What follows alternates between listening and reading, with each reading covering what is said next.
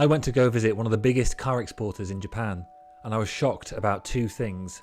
One, about the prices of the used cars, and two, about how big the industry is. In this video, I'm going to reveal why so many used cars are exported from Japan, how much it costs to export a car to the UK, and also teach you about the incredible automotive history of Japan. Plus, I'll be giving you an exclusive look at the quirky cars that I saw and picking out my favourites from the car yard trip I went to. But first, a history lesson. I recently came back from my first ever visit of Japan, and what I saw out there was nothing short of incredible. From the culture, the history, the quirky things that they've got. So where did the Japanese auto industry begin? In the 1950s, we started seeing what we see today as the leading car makers really ramp up their production and starting producing cars in thousands. The likes of Toyota, Nissan and Honda really took off in this era. The first Japanese car to be exported to the US was the Toyota Crown in 1957. Then in 1965, the first car was exported to the UK, but it wasn't what you expect it to be. It was actually a Daihatsu. That's right, it was called the Compagno, if that's how I pronounce it, and only 6 people bought it. The 1960s came along and Honda started ramping up their production with its N360, a compact car ideal for city driving. It was also very economical and cheap to buy, and it really established Japan as one of the leading automotive industry experts when it comes to building affordable, reliable cars. And then also came along the Datsun Bluebird, which was a hugely popular car and really establishing the brand of Datsun, later being Nissan of course. The industry continued to grow in the 70s, 80s and 90s, and Japan actually was the biggest car producer in the world in the year 2000, because Japanese cars are known to be designed very well and engineered to last. Fast forward to today though, and the Japanese car industry has changed dramatically. Because of the threat of China, Korea and India all producing their own cars, especially in electric vehicle space, Japan is a bit behind on this. In fact, that's what I saw when I was there. Because Japan is known for having advancements in technology and really efficient systems, it all felt a bit dated. Even the Japanese people will say that it was innovative up until maybe year 2000 or 2010, but since then, for example, when I went on the train, on the Shinkansen, the bullet train, it was actually a bit dated in the design. It looked very 90s or 80s, even though it was a bullet train doing 300 kilometers an hour almost. It did feel a little bit old, and there's little in terms of technology advancements in the last few years, really. Going back to cars, it also reflects in the industry really a little bit in the automotive industry with Toyota. Because Toyota are known for having efficient engines, they've been a bit reluctant recently in switching to electric only cars. I think their solution is more towards hybrids, plug-in hybrids, hydrogen and electric to cover all wide bases of the market. Having bought my first electric car recently, which you'll see in the other video that I made, I'm not sure I understand why Toyota are doing this. Because Toyota can pump all their resources in one technology and be really good at it. Let's say it's engines or electric cars, rather than going in between all of this hybrid, plug-in hybrid. I feel a lot of the industry think it's a transition phase and people are either just switching off their engine productions and switching on their electric car productions. And Toyota are a little bit behind in this because even in recent years they've had to change the CEO and direction of the business. Back in April 2023, Akihito Toyoda, which is the grandson of the founder, stepped down as CEO after 13 years in charge. He handed the baton to Koji Sato, who was running Lexus at the time. Toyota didn't leave as an ex-CEO, he stayed on the board, and the idea was in 2023 to switch it up a little to go into more electrification modes for their new vehicles going forward. And their idea was to expand into different markets as an entire mobility company instead of just cars. This brings me on to how cars are bought and sold in Japan and how wildly different it is to the UK. In Japan, cars are treated very well. Every single one I saw out there looked in impeccable condition. Seriously, no dents, no rust, nothing missing, very clean. All of them have been respected and cared for well. They're also only a maximum of 5 years old, really. Say a Japanese family buys a car and uses it for 3 or 4 years. They maintain it properly and keep it in good condition. But during this time, the mileage slowly creeps up and getting close to 100,000 kilometers. And the problem with the auto industry in Japan is that when a car hits 100,000 kilometers, it has to go through a special inspection and maintenance procedure.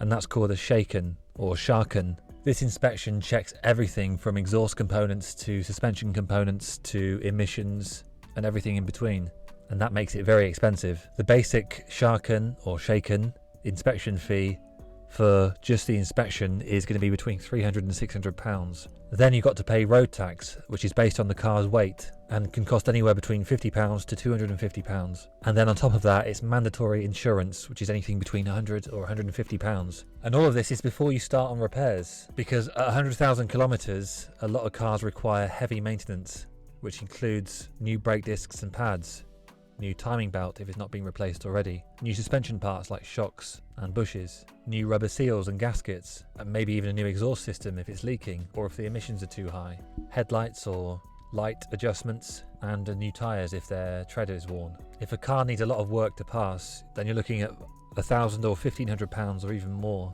to fix it up. This is why people do a minimal job just to get it back on the road again, or majority of them will sell the car and move on to a different car. But what happens when they want to sell a car that hits 100,000 kilometers? So when a car in Japan hits 100,000 kilometers and people don't want to deal with the high costs of maintenance, they have four options. They sell the car, but at a really low price because of the mileage. They trade it in with the dealer to get some money off a new car. They scrap it entirely if it's not worth fixing. Or it gets exported to a different country. Japanese used cars, even high mileage ones, are in really good condition. So car export companies buy them and ship them out across the world. And then people can get a second or even third use out of them. I visited one of these exporters, which I'll show you later, and I get an insight as to which cars are the most popular cars in 2025 to export in different regions of the world. The condition of the cars in Japan are much better than their country that they're being shipped to, because people don't necessarily take care of their cars outside of Japan as much.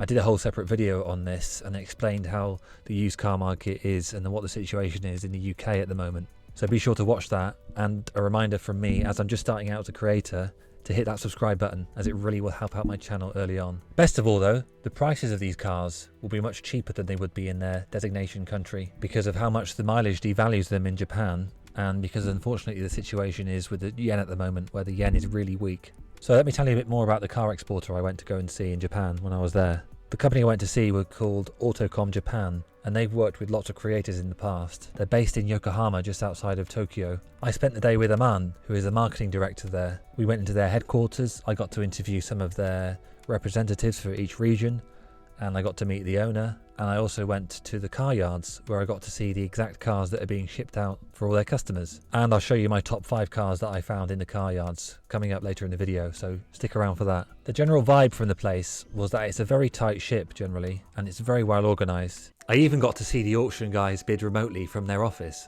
They were clicking away at this joystick, because that's how car auctions work in Japan. They're not like your usual slow pace you see in different countries like the US and the UK.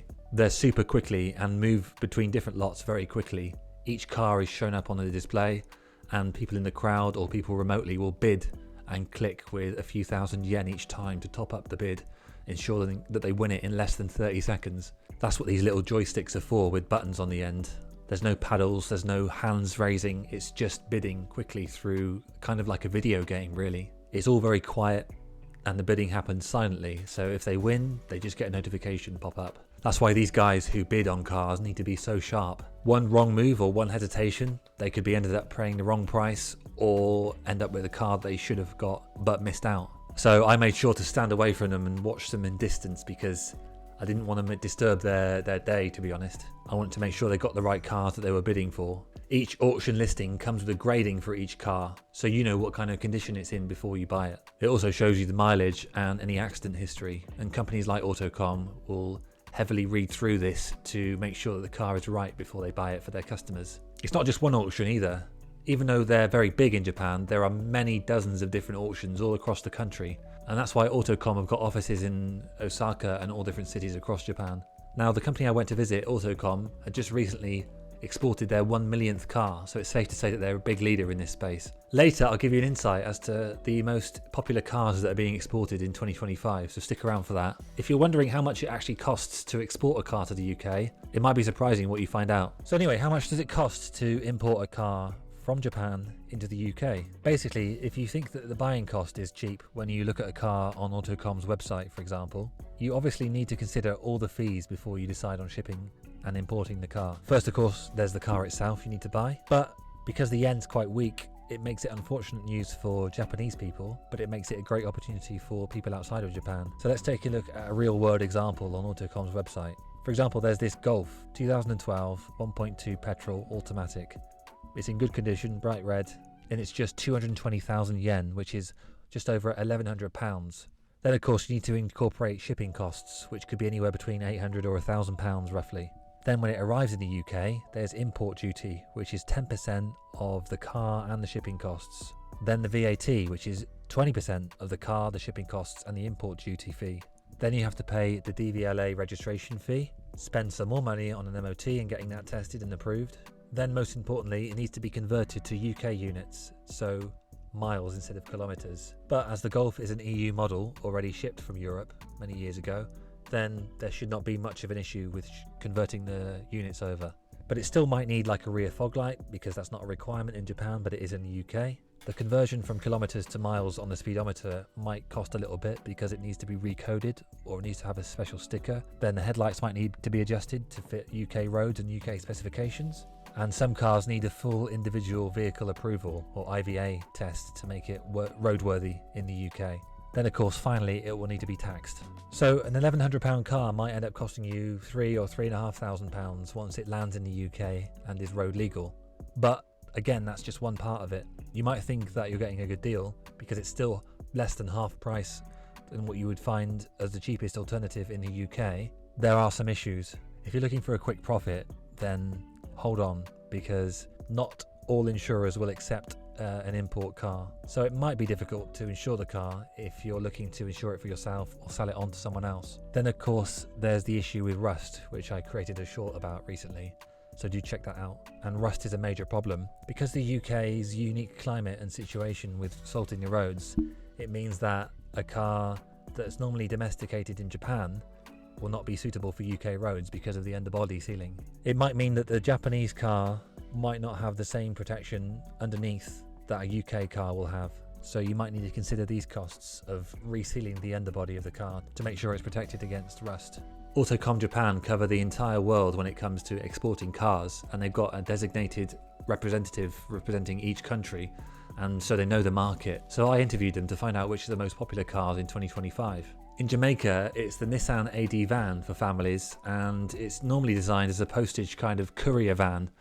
Then there's the Toyota Allianz and Axios, which are both popular in Jamaica, as well as the Toyota Voxy and Nissan Serena. For Sri Lanka, the most popular cars are the Honda Vezel and the Toyota Raze, and also lots of small hatchbacks, or otherwise known as key cars that you get in Japan. In the African market, there's all of these cars that are the most popular. As you can see, a lot of them are Japanese cars built in Japan, but surprisingly in Namibia, there's lots of European cars that are popular, like the VW Golf and VW Polo. They're built in Germany, then they're shipped to Japan, people use them for a few years, and then they get shipped back to Namibia or somewhere in Africa or other part of the world, or even back to Europe sometimes. But now it's the exciting part. Which hidden gems did I find that were quirky and cool in the car yards that are being exported for customers? Cut to me at the car yards. My criteria was that it's quirky and unusual, not necessarily supercars. Here's one of them. Nice. Yeah, Toyota Crown. But what's this, Aman? I'm not sure I've seen this one in the UK before. Yeah, this is a minivan family minivan from Toyota. It's called the Voxy. It's usually 7 to 8 seater, and they're quite affordable and practical.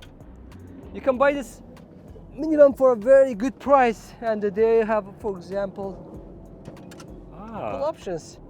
If I'm an old man, I can rotate my seat and then get on and get off easily, right? That's really cool. Jamaicans, Kenyans, Mongolians, and Zambians, they can order this car because we have all model years. Have a look at this Toyota Land Cruiser Prado. It's very nice inside with cream leather interior, sunroof, and 7 seats. So it's super practical, really, really clean and nice product. It's going to Kenya, Aman tells me. And clearly Kenyans know what to buy because this is in immaculate condition. I'm sat in a classic Skyline from about 1990. Look how retro this thing is. Look at this really cool K-truck. It's a Suzuki pickup and it's really small and cute, but it's really practical as well. It's really good condition. I actually have a childhood memory with these when I grew up. My mum had a similar one and yeah, I had a great time. Let's see if I can fit inside. Oh my goodness, I don't think I can. My legs actually don't fit over the edge of this steering column, so I'm going to really struggle to fit inside. Let's see if I can actually... There we go. There, plenty of room. Oh, I'd love one of these, that would be really cool. Really basic as well. But it's automatic as well. It's crazy how these small K trucks are automatics. Thanks ever so much for watching. Don't forget to hit subscribe for more fun car and travel content too.